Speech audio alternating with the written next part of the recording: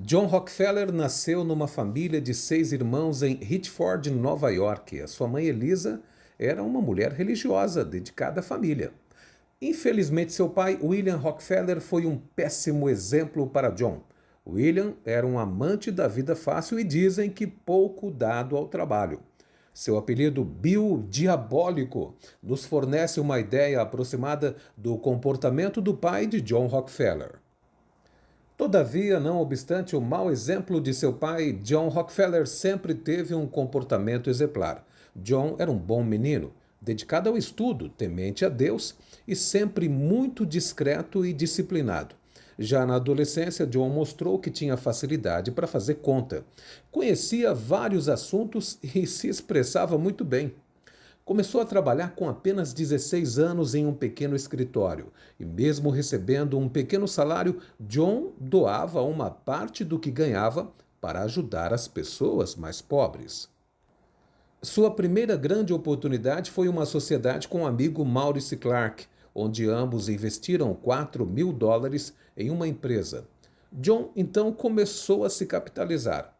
Em 1863, ele teve a ideia de investir em uma pequena refinaria de petróleo na área industrial de Cleveland.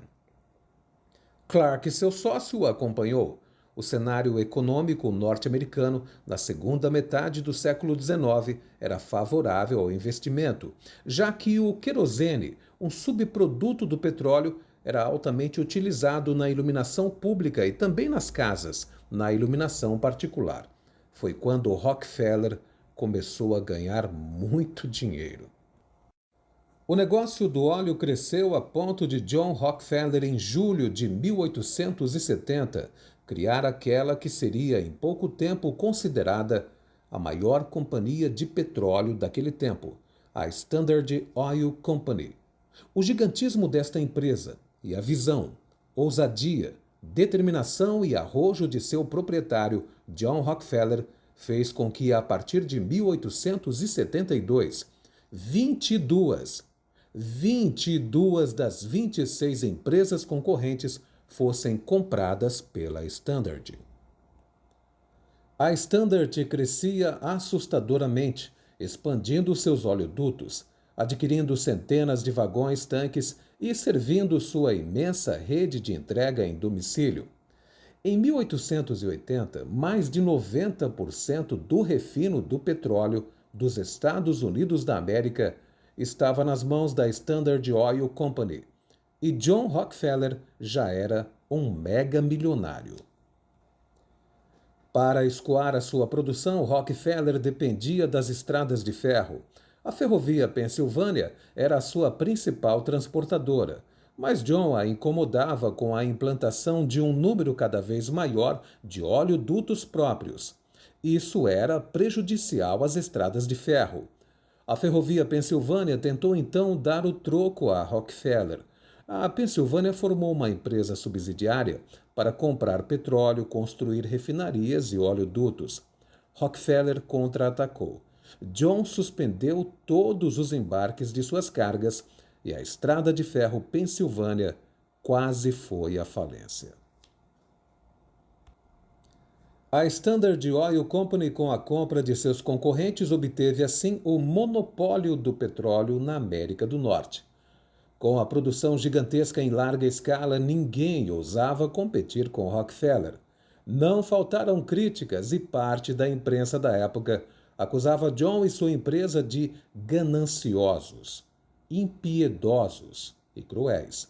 John Rockefeller, que sempre foi habilidoso no trato com as pessoas e em especial com as palavras, deu uma resposta que calou a muitos críticos e opositores.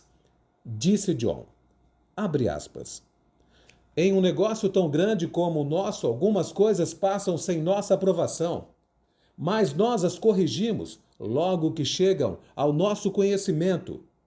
Fecha aspas. Em seu auge, a Standard Oil Company possuía nos Estados Unidos 20.000 poços domésticos, 4.000 quilômetros de gasodutos, 5.000 vagões-tanque e mais de 100.000 funcionários. Em todo o mundo, Rockefeller refinava praticamente 90% do petróleo extraído neste planeta. O desgaste do império de Rockefeller começou por volta do final do século XIX, com a invenção da lâmpada. Como boa parte de sua receita vinha do querosene, utilizado para a iluminação das cidades, esta invenção de Thomas Edison causou enorme prejuízo para Rockefeller. John então se aventurou em novos campos.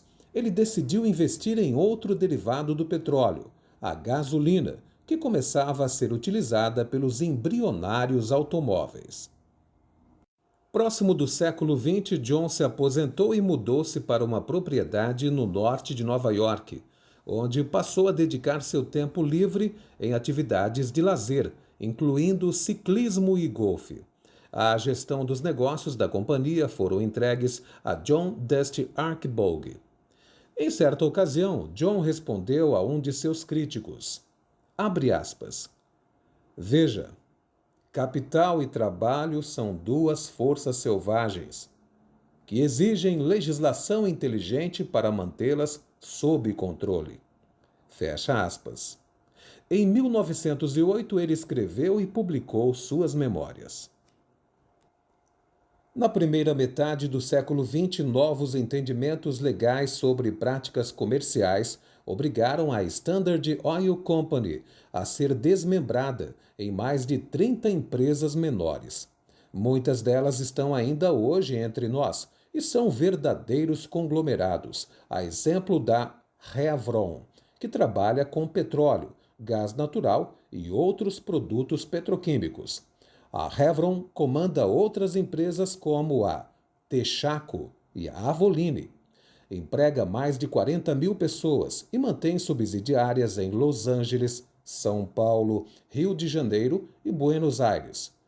A ExxonMobil e muitas outras empresas também são frações da poderosa e imperial Standard Oil Company. Muitas pessoas pensam que não, mas John Rockefeller era um homem preocupado com o seu semelhante. É fato comprovado que, ao longo da sua vida, realizou muitas doações vultosas para entidades públicas, tanto na área da saúde, bem como na educação. Ajudou e incentivou as artes em geral em seu país. Em 1884, financiou em Atlanta a Universidade Spelman para mulheres negras. John Rockefeller foi considerado o homem mais rico da idade contemporânea.